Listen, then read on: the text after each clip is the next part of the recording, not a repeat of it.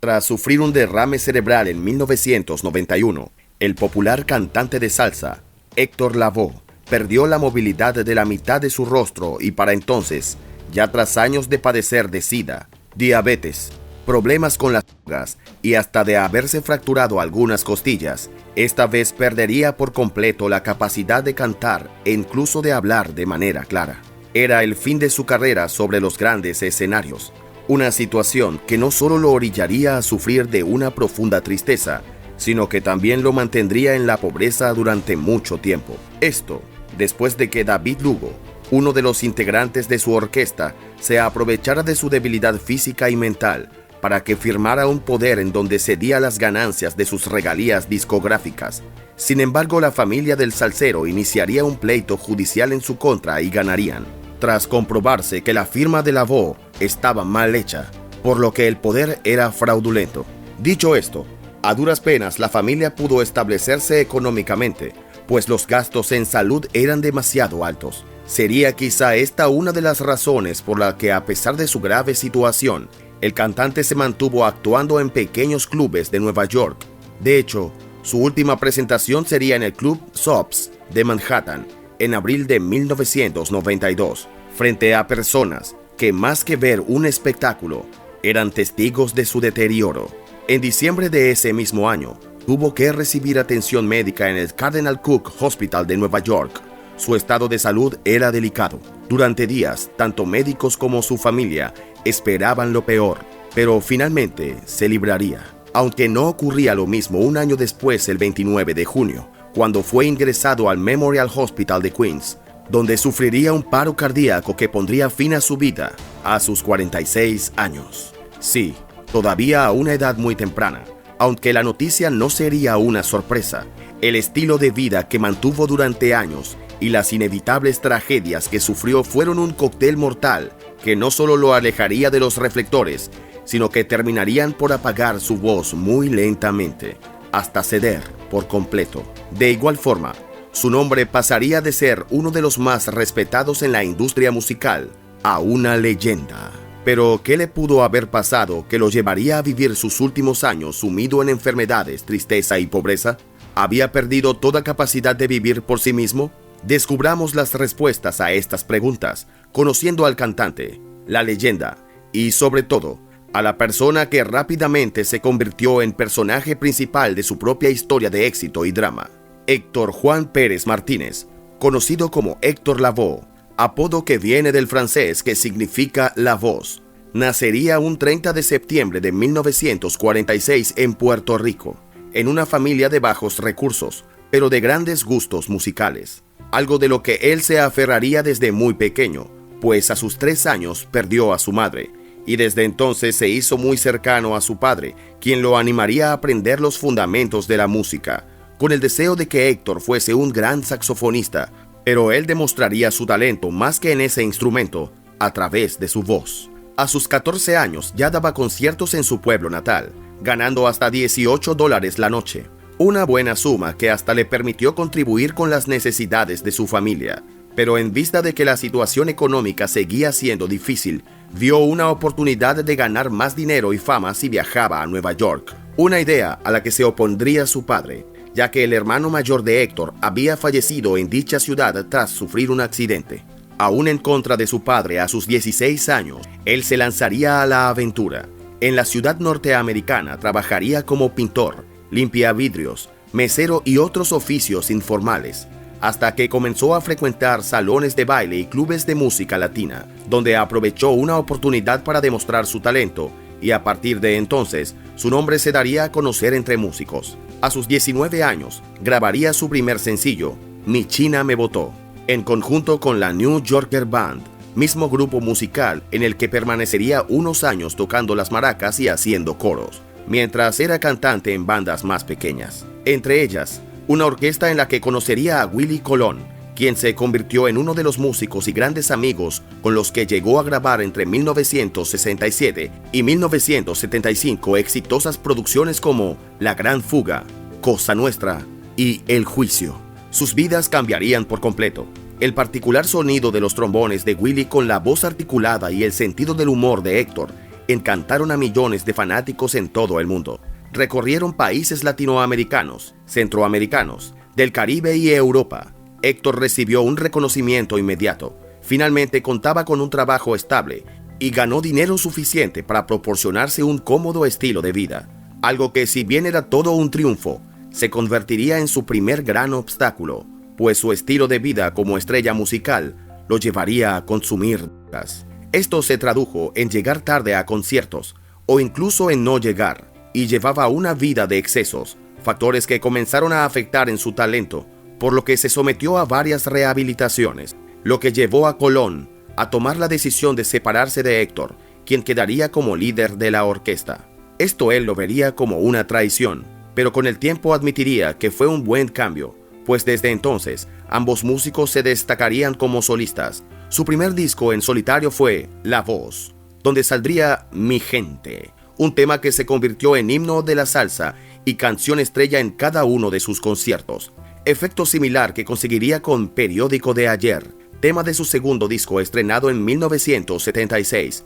Volvería tras esto con una tercera producción, La Comedia, donde participaría Colón y el aclamado Rubén Blades, quien, a pesar de colaborar con Héctor en varias ocasiones e incluso cederle la canción El Cantante, con la que Héctor lograría aún más fama, nunca llegó a ser cercano al cantante puertorriqueño, según él mismo admitió, por su adicción a las drogas, pues presuntamente Héctor para esa época no se sentía cómodo al lado de personas que no consumieran. Con todo y sus adicciones, nunca paró de hacer música.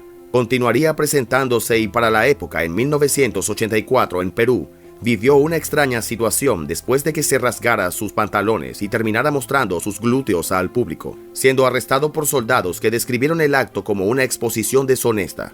Pasaría la noche en un calabozo, junto a su representante, Héctor Maisonave, quien terminó pagándole a un soldado $1,000 para que los dejara ir. Tras este penoso incidente, otros sucesos continuarían amargando su trayectoria, pues según algunos, incluso se vio amenazado por el narco Pablo Escobar en una presentación presuntamente organizada por el mafioso en Colombia.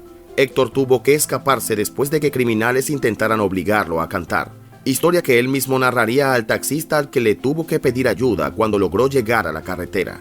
Pero estas solo serían anécdotas. La realidad del cantante sería aún más cruel.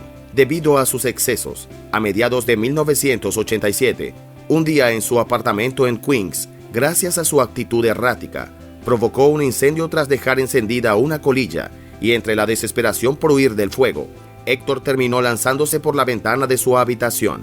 Esto le causaría graves problemas de salud por los que tuvo que permanecer internado por meses.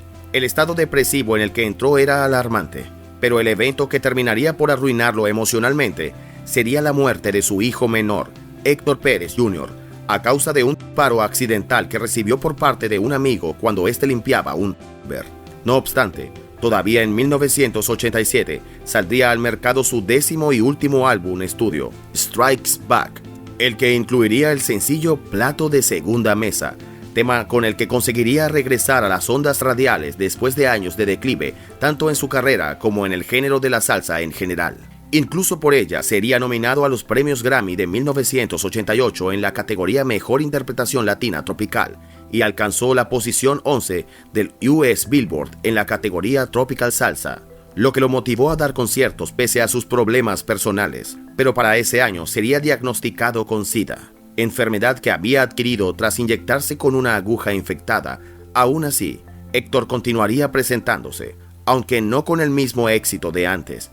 En un concierto en Puerto Rico, que marcaría su regreso a su país, pocas personas compraron entradas y terminó cantando gratis por decisión propia, ya que los organizadores del evento y sus representantes no lograron sacar ningún provecho de la situación, pero él prefirió complacer a su público. Esta sería una nueva decepción para él, pues tras dicho evento tendría una discusión con Nilda Pucci Román, su esposa, y tal sería su triste estado mental que intentó de un 9º piso. Sufrió fracturas en sus piernas, costillas y el brazo derecho.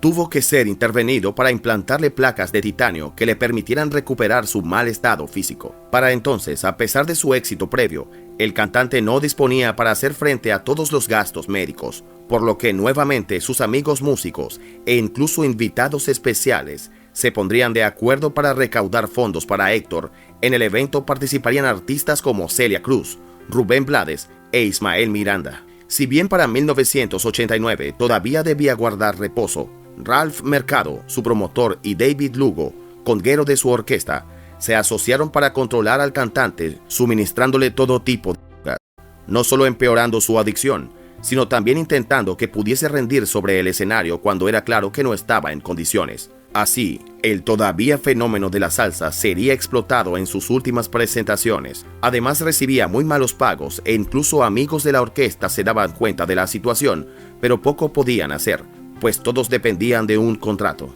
Este abuso aceleró su deterioro y con apenas 43 años, Héctor ya ni siquiera podía moverse tranquilamente. Una herida en su pierna izquierda a raíz de su último incidente no sanaba. Fue entonces cuando descubriría que también sufría de diabetes. Su cuerpo pedía auxilio, pero Mercado quería seguir haciendo eco de su nombre para ganar más dinero, por lo que sería convocado a la 15ª edición del Festival de Salsa, donde además le homenajearían, así que no podía haber rechazado el proyecto. Su ex compañero musical, Willy Colón, sí rechazó la oferta de participar tras conocer la noticia de que Héctor estaría ahí, pues conocía su mala situación y veía inconcebible que lo sometieran a tal exposición. Pero finalmente, así fue. Por suerte sería la última presentación, en la que apenas con ayuda de sus compañeros de la orquesta logró balbucear palabras. Fue un final lamentable. Hasta Celia Cruz lloraría ante la situación, al igual que las cientos de personas que habían asistido y otros colegas del cantante. Tras esto, Héctor no tendría más grandes presentaciones. En 1991, sufriría un derrame cerebral y perdería por completo sus capacidades para hacer frente a un espectáculo, tal como ya se había evidenciado. En medio de la tristeza, aunque acompañado por su esposa, la gran figura de la salsa pasaría sus últimos días cantando algunas canciones en clubes de Nueva York, donde su público apenas lograba escuchar notas lejanas que nada tenían que ver con sus años de éxito. Fallecería a sus 46 años, víctima de todos sus padecimientos tras sufrir un paro cardíaco el 29 de junio de 1993. Héctor Lavoe, el legendario cantante de salsa, vivió sus últimos segundos con una mezcla de angustia y serenidad en su rostro, mientras su corazón cedía a la lucha. El reloj marcaba las últimas horas del 29 de junio de 1993, cuando un paro cardíaco fulminante apagó la voz del cantante de los cantantes.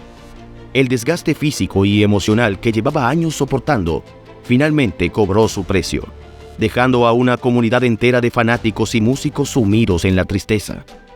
El equipo médico, liderado por el Dr. Pérez, hizo todo lo posible por revivirlo, aplicando maniobras de reanimación y usando el desfibrilador, pero fue en vano. El corazón del artista simplemente no pudo resistir más. Mientras tanto, sus familiares, amigos y seres queridos se agrupaban fuera de la habitación, sus rostros pálidos y llenos de consternación, esperando ansiosamente noticias del equipo médico. Cuando se anunció su fallecimiento, un coro de sollozos y lamentos inundó el pasillo del hospital, como un eco del dolor que sus canciones alguna vez aliviaron en sus oyentes. El cuerpo de Héctor Lavoe yacía inerte en la camilla, su piel descolorida y fría al tacto.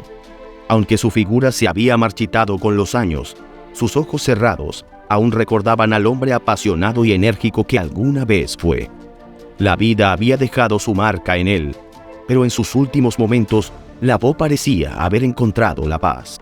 Durante 2 días, la comunidad latina de Nueva York le rendiría homenaje al ídolo musical. Bloquearon los alrededores de la Quinta Avenida y todos cantaban sus canciones mientras llevaban su ataúd de la iglesia hasta el cementerio. Apenas en el 2002, tras el fallecimiento de su esposa, sus restos serían trasladados a su ciudad natal, Ponce, en Puerto Rico, cumpliendo con lo que él había pedido. A pesar de los años, tanto su nombre como su música siguen siendo escuchados diariamente en cientos de ciudades donde la salsa y la música tropical son estándares. Recordado como una leyenda, a pesar de sus derrotas, su éxito lo ha mantenido en el tiempo como uno de los más grandes cantantes de salsa e inspiración para muchos otros. Constantemente orquestas, excompañeros y músicos cercanos a Héctor realizan presentaciones en su honor. Su historia de vida tiene su propia obra de teatro y 2 películas biográficas, El cantante de 2006 y The King Héctor Lavoe de 2011.